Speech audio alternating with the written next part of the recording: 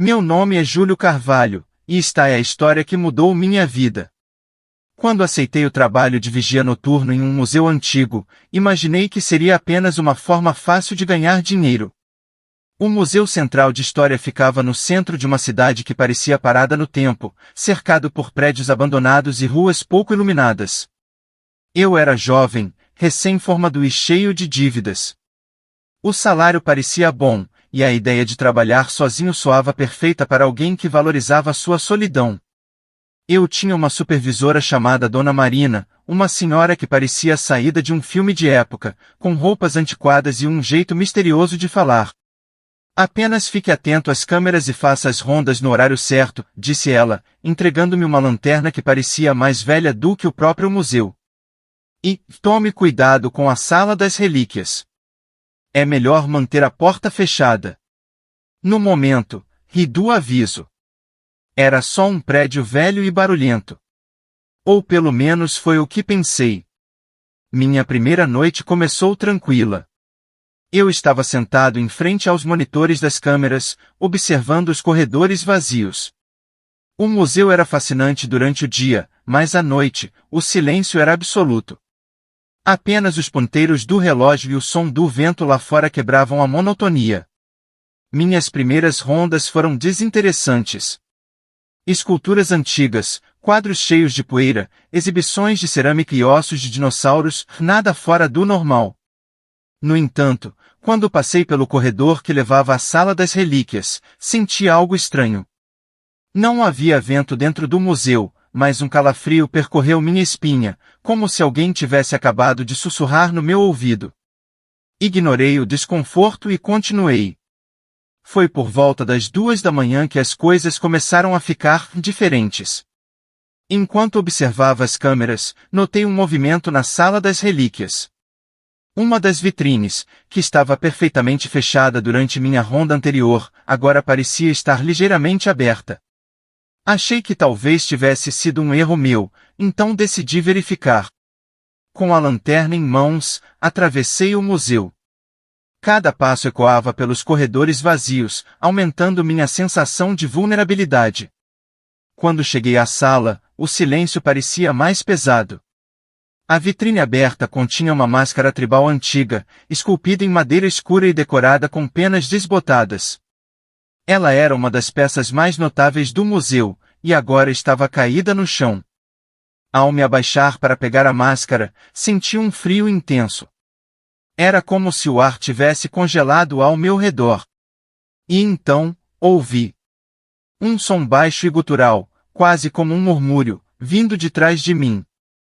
Girei a lanterna rapidamente, iluminando as sombras, mas não havia nada ali. Engoli em seco e coloquei a máscara de volta na vitrine, trancando-a.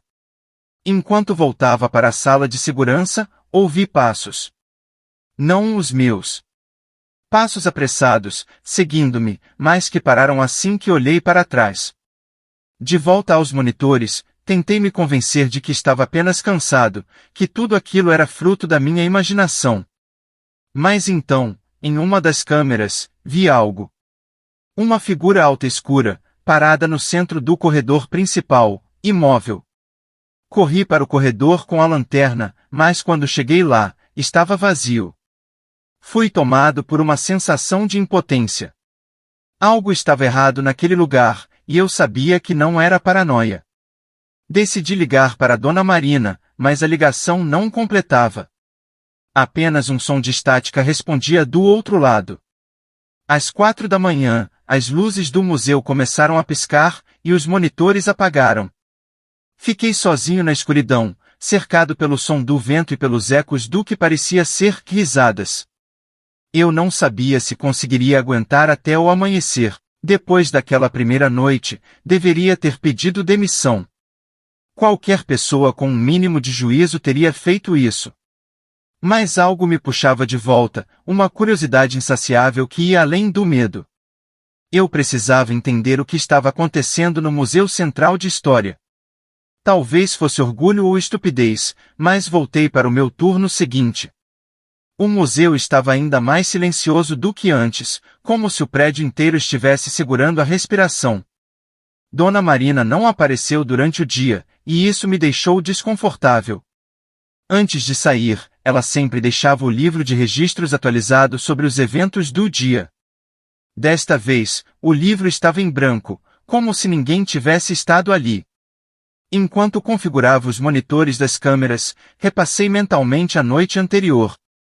As pegadas, a figura nas câmeras, o som que parecia me seguir. Não conseguia encontrar uma explicação lógica. Mas a máscara tribal continuava gravada na minha mente. Aquela sensação de frio, os sussurros. Algo estava conectado a ela, e eu precisava descobrir o que. Minha primeira ronda foi tensa, mas tudo estava no lugar. No entanto, ao passar novamente pela sala das relíquias, percebi algo estranho. A máscara tribal, que deveria estar na vitrine, estava novamente fora do lugar, desta vez no chão, em frente à porta da sala. Parecia que alguém a tinha colocado ali, como um aviso. Peguei a máscara com as mãos trêmulas e senti o mesmo frio intenso da noite anterior. Mas desta vez, foi diferente. Meu coração disparou quando ouvi algo que não podia ignorar: meu nome. Júlio, um sussurro suave, vindo de dentro da sala. Quem está aí? Minha voz soou fraca, uma sombra do que eu queria que fosse. Não houve resposta, apenas um som baixo, algo entre um gemido e uma risada. Girei a lanterna rapidamente, iluminando as vitrines, mas estava sozinho, ou pelo menos parecia estar. De repente, algo correu pelas minhas costas. Não vi o que era, mas senti o ar deslocando-se. Larguei a máscara e corri para a sala de segurança. De volta aos monitores, sentei-me, tentando acalmar minha respiração. Mas o que vi nas telas fez meu sangue gelar. Em cada câmera, algo estava errado. Nas exposições de dinossauros, sombras se moviam sozinhas, dançando entre os ossos fósseis. Na ala de artefatos históricos, os quadros pareciam olhar diretamente para a câmera, seus olhos fixos e cheios de vida. E no corredor principal, lá estava ela novamente, a figura escura. Dessa vez, estava mais perto. Podia ver que era alta, com membros anormalmente longos. Sua cabeça parecia inclinada, como se estivesse me observando diretamente pela lente. Ela não se movia, mas algo sobre sua presença era mais ameaçador do que qualquer coisa que eu pudesse imaginar. Depois de hesitar por longos minutos, decidi encarar o corredor principal. Sabia que era insano, mas algo em mim precisava entender. Caminhei com passos lentos, a lanterna tremendo na minha mão. Quando cheguei ao corredor, estava vazio, até que a luz começou a piscar. Primeiro, foi apenas um flash de escuridão, depois mais rápido, como uma lâmpada morrendo. Em um dos flashes, vi a figura ao final do corredor. Ela não estava mais estática. Estava vindo em minha direção, com movimentos espasmódicos, quase como se fosse puxada por cordas invisíveis. Corri. Não pensei, não olhei para trás. A sala de segurança era minha única esperança. Atrás de mim, o som de passos irregulares ecoava. Quando finalmente alcancei a porta, tranquei-a e me joguei contra a cadeira, tentando recuperar o fôlego. Enquanto tentava me recompor, ouvi batidas na porta. Não eram agressivas, mas rítmicas, como se algo estivesse brincando comigo. Peguei a lanterna, tentando ignorar o suor que escorria pelo meu rosto. As batidas continuaram, seguidas por um som que me fez gelar: risadas de crianças. Júlio, sussurrou uma voz do outro lado da porta. Eu não respondi. Segurei a lanterna com mais força, tentando lembrar por que tinha aceitado aquele trabalho em primeiro lugar. As batidas cessaram, mas algo mais assustador começou: as luzes do monitor começaram a piscar novamente. Em uma das telas, vi minha própria sala de segurança, e atrás de mim, a figura. Girei rapidamente a lanterna, mas não havia ninguém ali. Quando olhei de volta para o monitor, a figura havia desaparecido. No final do meu turno, decidi que precisava fazer algo. Voltei à sala das relíquias, desta vez determinado a enfrentar o que quer que estivesse lá. Peguei a máscara tribal, sentindo frio familiar, mas desta vez sussurrei: "O que você quer?" A resposta veio rápida e clara: "Você." A máscara caiu das minhas mãos, e a sala inteira pareceu tremer. Corri para fora, sentindo que não havia mais escapatória. Quando finalmente saí do museu, o amanhecer estava surgindo, mas o sentimento de perigo não desapareceu. Sabia que voltaria na noite seguinte, mas não sabia se sobreviveria. Voltar ao museu naquela terceira noite foi como caminhar para a própria execução. Cada célula do meu corpo gritava para desistir, mas algo mais forte me puxava de volta. Não era apenas curiosidade ou teimosia. Era como se eu estivesse preso em um ciclo que só poderia terminar dentro daquele lugar. Cheguei ao museu com o coração pesado. O prédio parecia diferente, quase vivo. As janelas escuras pareciam olhos vigilantes, e a porta principal, uma boca aberta, esperando para me engolir. Antes de entrar, respirei fundo. Sabia que esta seria a noite que mudaria tudo. Logo na entrada, percebi que algo estava errado. Não precisei caminhar muito para perceber que as luzes do corredor principal estavam apagadas. Só a lanterna na minha mão iluminava os caminhos sombrios. O silêncio era ensurdecedor, exceto por um som distante, algo arranhava o chão, ritmicamente. A cada passo que dava, o som ficava mais próximo. Então, finalmente, o vi. Não era mais apenas uma sombra. O que antes parecia um vulto indistinto agora tinha forma. Era o guardião. A criatura era uma mistura grotesca de formas humanas e algo que desafiava a lógica. Seus braços eram desproporcionais, alongados, com dedos finos que arranhavam o chão. O rosto parecia uma máscara de pedra rachada, mas os olhos brilhavam com uma luz interna, quase como brasas. Ele estava parado no meio do corredor, encarando-me. Não houve som. Ele não gritou, não correu. Apenas ergueu uma das mãos e apontou para mim. O gesto era claro, eu era o próximo. Corri, meu instinto me levando para a sala das relíquias. Talvez fosse o meu subconsciente, ou talvez algo dentro de mim soubesse que as respostas estavam ali.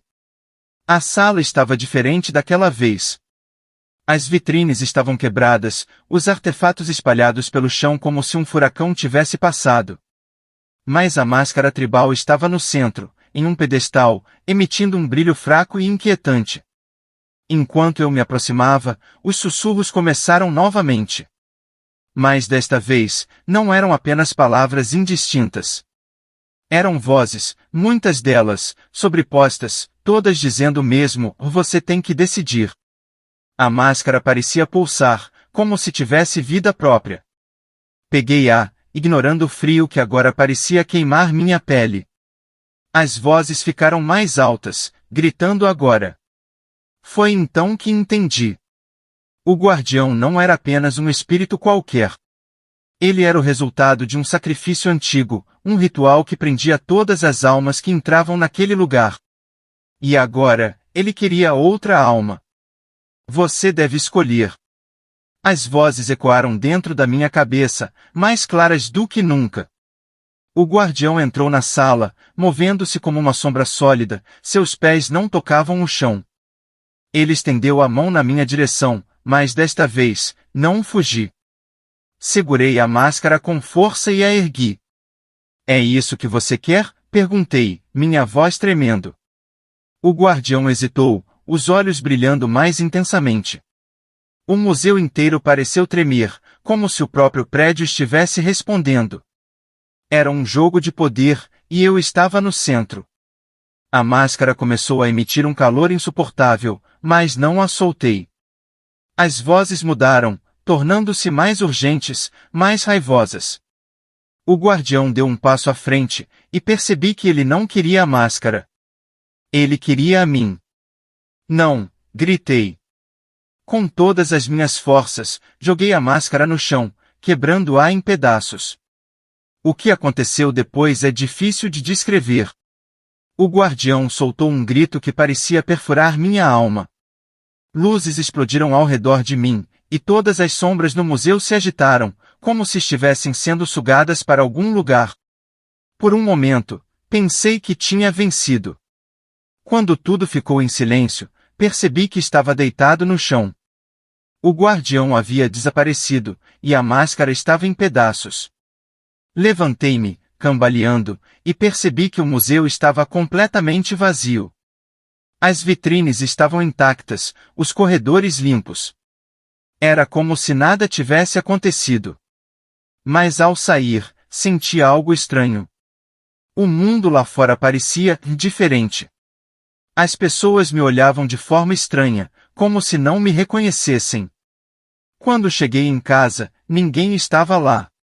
Meu reflexo no espelho parecia opaco, quase inexistente. Foi então que percebi. Eu não havia escapado. Eu era agora parte do museu, uma sombra que nunca poderia sair verdadeiramente.